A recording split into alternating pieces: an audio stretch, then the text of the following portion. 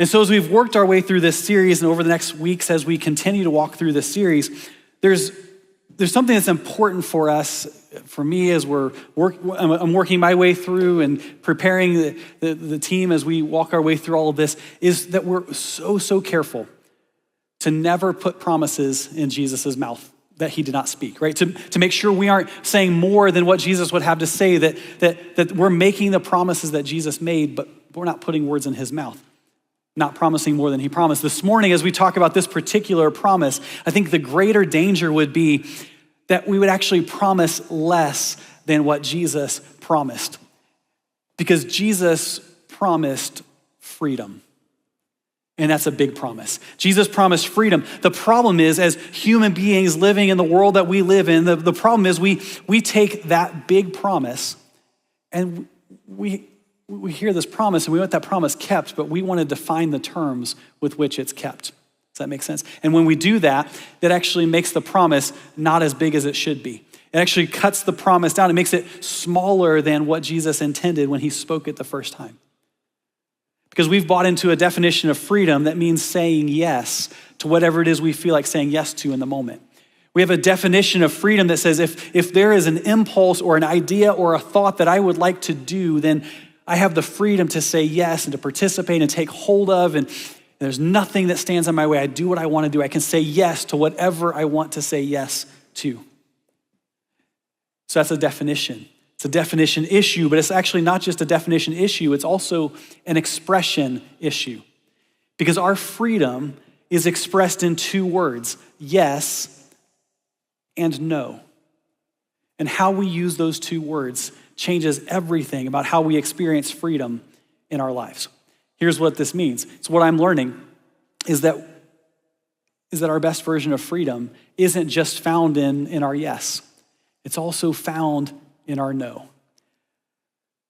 So here's how this works. God created us with a free will. God created us differently than every other thing that he created. He created humanity, and he created us with a free will, the ability to choose, to make choices, to say yes and to say no. Everything else, every other creature that God created has the ability to say yes. So like any animal that has been created is only able to say yes to instinct and impulse. Right? They don't say no to the things that drive them. So it's like as an animal operates within the world, it operates only with yes to instincts, yes to impulses, and just simply when there's a stimulus that's in front of it, it responds and takes hold of and it acts. Humans are different. God created us with freedom to say both yes and no. So someone in captivity who isn't in control of their own lives, they actually have lost the ability to say no. They are no longer in charge of both the yes and the no of their lives. All they can say is yes. When the master says, do the thing, they say, yes, I will do the thing. They don't have the option of saying no. Freedom isn't just found in our yes, it's also found in our no. We live in a world where freedom is defined by one word, yes. And actually, we should probably be more specific. We live our lives. That's not just the world is a certain way. We live our lives with a definition of freedom that is all wrapped up in saying yes. So then the question is, what about when God says no? When we want it to be a yes and God says no. Freedom says yes, we think. God says no. What about when you need to say no to something you'd prefer to say yes to, or that you have a long pattern of saying yes to? What if our version of freedom has been binding us up tighter and tighter along the way? That the path of freedom that looks like doing what we want to do when we want to do it has actually taken us where we don't want to go. How is it that our endless string of yeses seems to take us to somewhere we would have never wanted to go in the first place? Years ago, when my wife and I were first married, some of you have experienced this same sort of situation. So Julie and I, we get married, and one of the first things we did after we got married was we got a puppy. So a lot of times, like newlyweds will get puppies, and I think in part because it's like, I wonder how this other person will operate as a parent. Maybe we should practice by starting with a puppy, and we'll see how that goes. If we can navigate that okay, then maybe we can have other conversations and whatever. So we get this little puppy, and now I'll just say this, it felt a little like false advertisement because we went and we saw this little litter of puppies, and they were adorable. It was this cute little energetic Jack Russell Terrier that, see, you guys know what we didn't know. We thought, what a cute, like the little head tilt, little terrier, all this. It's like, what a great dog. And it was so calm. It was the calmest of the litter. We're watching it. It's like, it didn't like nip at our hands. It just sort of like nuzzled up. Like, this is the sweetest Jack Russell Terrier ever. The best temperament, like perfect little puppy. So we get this puppy, we bring it home, we name him Frodo, which was this perfect little hobbit puppy. Like, this is great. Now, we get him home, and it turns out Frodo, this sweet, cute little puppy, also has a very strong will. And so we're trying to train him. We realize we're at the end of our ability to train him. And so we're at the pet store one day getting supplies, and we see a sign for puppy kindergarten. And we're like, if there was ever a puppy that needed puppy kindergarten, it is Frodo. So we're gonna get this thing figured out. So we signed up, and it was a commitment. It's like weeks on end of puppy kindergarten with activities and all this kind of stuff. But we're like, Frodo probably needs that much work. We're just gonna roll with this. As cute as he is, he's got some issues. And so we sign up for puppy kindergarten. We go through the classes, and we get towards the end of puppy kindergarten, and there's a big test for the puppy. And they lined us up on one side of the room, and then they lined up our partners or spouses on the other side of the room, the co-owners of the puppy on the other side of the room. And the idea was very simple. What will your puppy do with freedom? So we line up, and we're holding this puppy, all of us holding our puppies, and then when the instructor says go, we let go of the dog, and the dog is supposed to run to the co-owner of this dog. Well, every other dog seemed to understand this except Frodo. He bolted and ran to the first treat that he saw being held by somebody, and then it's like what we found out later as we were leaving in shame of having failed puppy kindergarten, the instructor, you talk insult to injury, the instructor as we're leaving looks at us and has the nerve to say, actually, puppies don't fail puppy kindergarten, owners fail puppy kindergarten. So now I bear that shame. I now feel like I've confessed everything I have to confess to you all this morning. And so we have failed, Julie and I, not Frodo. Julie and I failed puppy kindergarten. We did a great job with our kids, not so great with puppies. But it sets up the question, what will we do with freedom? What's our picture of freedom? So here's the question that drives the rest of it. What picture do you have when you think of freedom? Is it a picture of freedom that says I can say yes to whatever I want to say yes to? I can do what I want to do when I want to do it. Or is our picture of freedom, I am free. I have been set free. I can move freely toward where I actually want to go. Right? Two very different pictures that lead to two very different approaches to life. The picture that we operate with matters. But before we jump into and hear Jesus make the promise this morning, I think there's one more picture that's worth us taking hold of. So picture this with me, if you would. Picture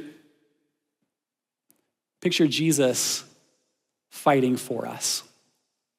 Picture Jesus literally fighting for us to the death to fend off all the things that want to take us captive, right? Picture that. So as Jesus is talking about freedom, carry that picture with us, because as he's talking about freedom and making a promise of freedom, picture not just Jesus saying, don't do those things, but Jesus saying, I will lay down my life to set you free.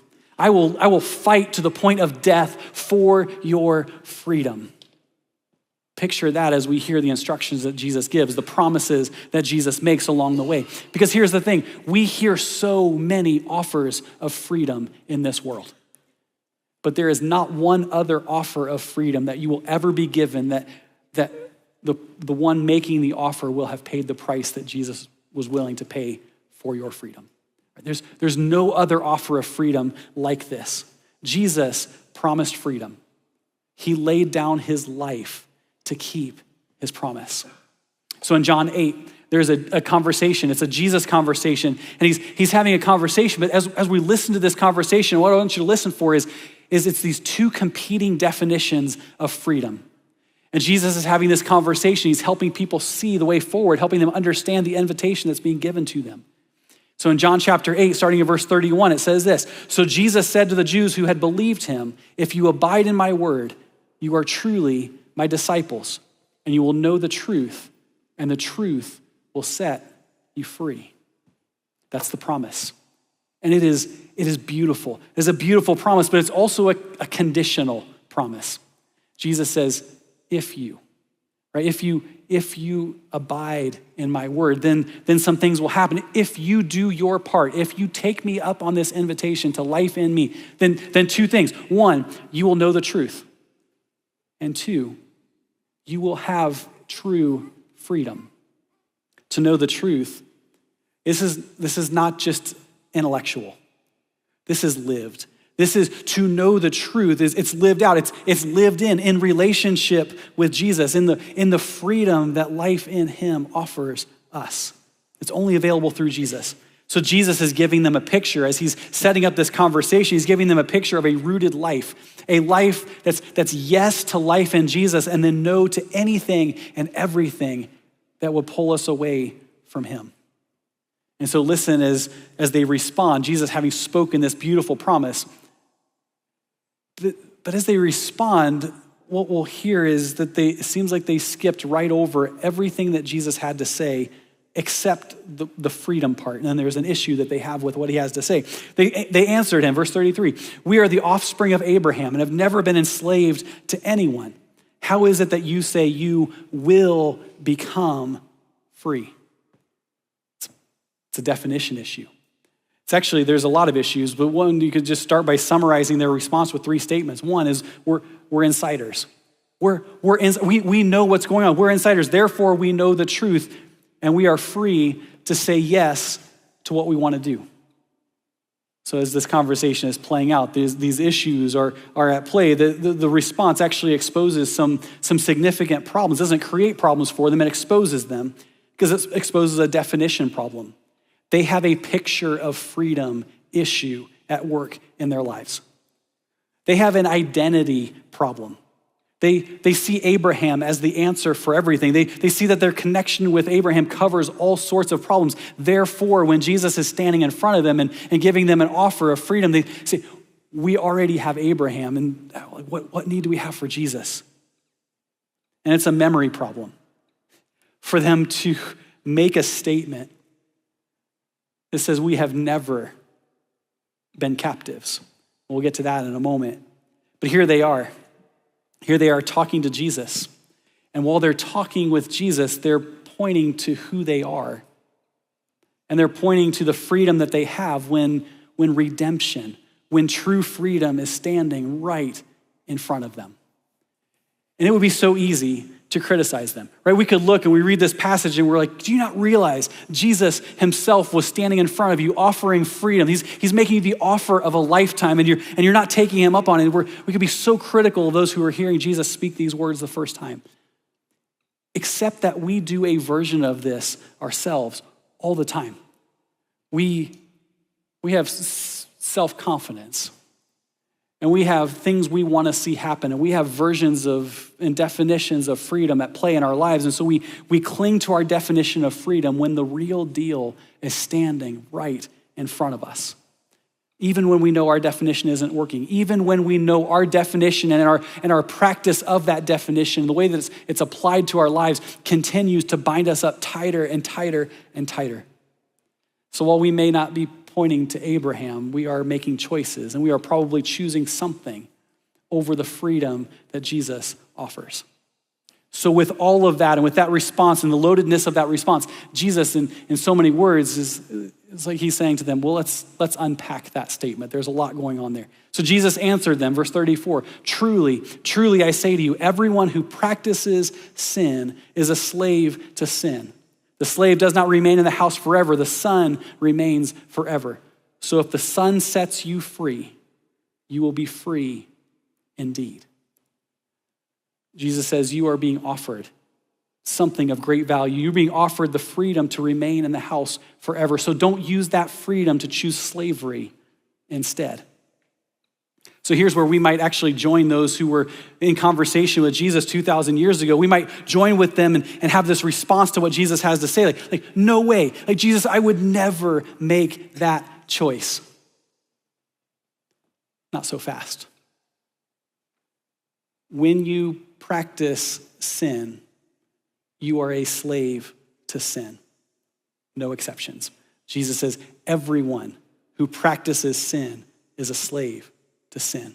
No exceptions. Now I'm not talking about everyone who is tempted. Not everyone who has a thought of a thing that they might want to do. The one who puts it into place, who chooses and practices sin is a slave to sin, because that's how sin works. Here's the hard truth about freedom and sin. We would prefer that it worked this way. We are free to choose, and we're free from the consequences of our choices, right? That's we might not say it that way. We'd find a better way to say it, a more holy way of saying it. But what we really would say is, like, I would prefer, you would prefer, everybody I've ever been in conversation with would prefer to be able to make their own choices and then be free, not only to make the choices, but also free from the consequences of their choices. The way it actually works is we are free to choose, and we are free to live in the consequences of our choices. Parents, we have these conversations with our kids sometimes. We're like, you're gonna make the choice you're gonna make. Here's the thing, there's consequences. You are free to choose. You're also free to live in the consequences of your choices. And it's hard to watch people walk through that. It is hard to walk through and live in the consequences of our choices, but that's how it works. But we're not without hope. Jesus doubles down on the promise and makes it clear. He says, but if I set you free, if the Son sets you free, you will be free indeed, slave to sin or free in Christ. Free indeed. A set free approach to life that's better in every way. Jesus, when he sets us free indeed, that means he forgives us for the stuff that we've done in our past. We're free from guilt. When Jesus says free indeed, he means free from the life-controlling power of sin. So Jesus, in this conversation, as he's having this conversation with people who understood and knew the history of the people of God, could have pointed to, when they said Abraham, Jesus could have said, I hear you say Abraham, let's talk about two other names. Let's talk about Adam, and let's talk about Moses. Adam, at the very beginning, it's a summary of the first couple of chapters of the book of Genesis, the very beginning of human history, the very beginning of our Bible is a story of Adam and Eve, and God created, and he breathed life into Adam and Eve. He created all things, and they're enjoying life with him in the Garden of Eden, and they're experiencing all these things. Everything that, if you said we could say yes to everything we would prefer about the way of our way of living lives, like our lives, like everything is available to us. We're in close relationship with God. There's no everything is as it should be. And God is having this conversation, and he says, so this garden is like everything we would want to say yes to. But there's one important no that you have to leverage to stay here. So everything is a yes. There's one no that you have to make. Long story short, Adam and Eve find themselves in a conversation with a serpent who says, actually, there is something God is withholding from you. And with that statement, there's an implication of, and without that thing, you're not really free. And so Adam and Eve leverage their ability to choose. They leverage their free will. They say yes to what God has told them to say no to. And with that one choice, we all lost our freedom. With that one choice, sin entered the world and created a problem for not just Adam and Eve, but for humanity.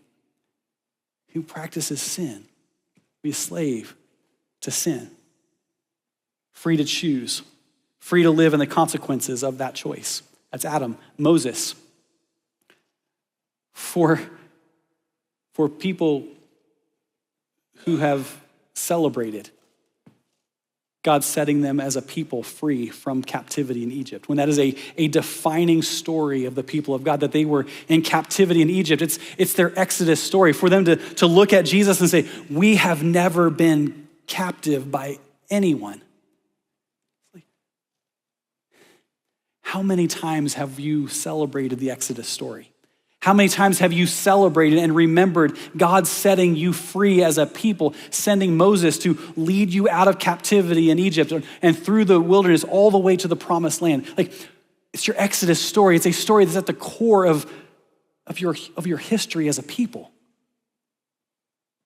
And so it's like somehow along the way, they forgot their own Exodus story. And while they were forgetting their Exodus story, they were missing a much bigger, ultimate Exodus story that was playing out right in front of them. Jesus, like Moses led them out of captivity in Egypt, Jesus is leading all of us out of captivity to sin. It's the ultimate and best, the greatest Exodus story that will ever be told. And it's happening right in front of them. And as they're forgetting their Exodus story as a people, they're also missing the ultimate Exodus story that's playing right in front of them. Jesus offering freedom. And actually, even more than that, Jesus is teaching them, he's teaching us how to live in true freedom, to make the best use of our yeses and our nos, to live the life that he laid down his life so that we can live. Jesus promised freedom. He laid down his life to keep his promise. Jesus laid down his life for one big so. So who the Son sets free is free indeed. A few decades later, Christian history has started to move.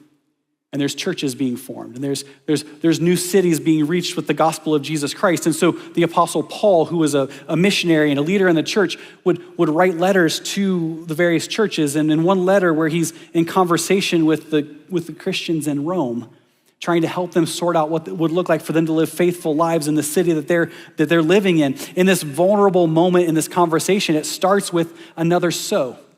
Listen to what Paul says in Romans chapter 7. He says, so I find it to be a law that when I want to do right, evil lies close at hand. Does that feel familiar at all? It's not like Paul, it's actually not hard to picture what you're saying. I'm trying. I find it to be a law at work in my life that when I want to do the right thing, the wrong choice is always just so much more convenient. It's always right there ready for me to make the wrong choice. He says, for I delight in the law of God in my inner being, but I see in my members another law waging war against the law of my mind and making me captive to the law of sin that dwells in my members. The problem is, Paul is describing two laws at work in his life. One actually does keep him in captivity, but not every law at work in our lives reduces our freedom. Paul wrestles with this. He's wrestling with his life. He's wrestling with the way this plays out and the way it's expressed in his life, his yeses and his nos, and how this works out as he seeks to live his life in the freedom that Jesus died to make possible. But he's wrestling with this, and it exposes an issue at the core of his life, and it leads to another big, big question. He says, wretched man that I am. Right? I can't save myself. I can't fix myself. I can't make better choices my way to freedom. Wretched man I am, who will deliver me from this body of death? As he goes on, he makes the answer very clear. Right? Because he's saying, who will help me say no to the things that keep me captive? Who will help set me free from the things that continue to hold on to me? And Paul answers his own question. He says, I found the answer. Jesus. Actually, he says, thanks be to God for Jesus Christ, who actually died to make all of that possible. And so through Jesus, as Paul has discovered, as Paul is helping those who were following under his leadership, speaking into the life of the church, saying, if you want to understand freedom, if you want to understand the way this all plays out, Jesus, he died to make a kind of freedom possible where you can say no. And that no matters. We're talking about no, like through Jesus, we can say no to being driven solely by our impulses and our instincts, right? Through Jesus, we can be more than just driven by the thing that's right in front of us in the moment, the impulse and the instinct, the human nature kind of stuff where we just respond to whatever is in front of us that seems like it might feel fun participate in. Through Jesus, we can say no to being driven solely by our impulses and our instincts. Through Jesus, we can say no to the choices that take us where we don't want to go. Through Jesus, we can say no to the habits that we have formed along the way that are now forming us as we move into the future. Right? We know how habits work, right? It starts with a choice, and then we make that choice again, and we make that choice again, and now that choice is a habit. The problem is we don't just make habits. Habits over time make us. So through Jesus, we can say no to the habits that are forming us as we move into the future, the choices that have become habits, the habits that are now forming us and taking us deeper and deeper and deeper into captivity. Through Jesus, we can say no to letting the guilt of our past mistakes drive our future. That through Jesus, we are not who we used to be. Through Jesus, we are set free from the guilt of our past mistakes, the sins that we have done. That's the freedom to say no. What about the freedom to say yes? Through Jesus, we can say yes. We can accept the freedom that Jesus offers us on the terms that Jesus offers it. Because here's the thing, both the offer and the terms are better than anything we could have come up with on our own. What Jesus offers when he says, I will set you free, and I mean free indeed, is better than what we could think of. Actually, you talk about a small version of freedom. We would think of it freedom just as we can do what we want to do. What about like a small version of freedom that says, I can never be free from the stuff that has me bound up? We reduce the promise into something so much less than what Jesus intended. Jesus promises to make us free indeed. So we take him up on his promise. That means forgiveness for your past if you ask him. To say yes to the freedom that Jesus is offering means you say, Jesus, the stuff that I hold up in front of you that says, this is why I think I might not be eligible for this, why you wouldn't want to have anything to do with me. Jesus says, I came to make you free indeed. I died to cover your sins. If you ask me to forgive you, I will forgive you for what you have done. I will set you free from the guilt of your past mistakes. And Jesus went to the cross and his blood provided forgiveness for our sins. Jesus promises to make us free indeed. That means that he'll handle the stuff that keeps you captive if you'll let him. To look to Jesus and say, look, I have exercised my freedom in all sorts of ways. I have said yes to all kinds of things I should never have said yes to, and it has bound me up tighter and tighter and tighter as I've lived my life. Jesus can set you free from the stuff that keeps you in chains. Jesus can deal with the stuff that's got you bound up. He died to set you free from the stuff that keeps you in chains, if you'll let him. And when we say yes to the promise that Jesus has made to make us free indeed, that means we can remain with him forever. A yes that actually takes us where we want to go. Right? Not like every other yes that we've ever said yes about that takes us like deeper and deeper into trouble, further and further away from where we actually want to go. We're talking about a yes that takes us to where we actually want to go. Jesus promised freedom. He laid down his life to keep his promise.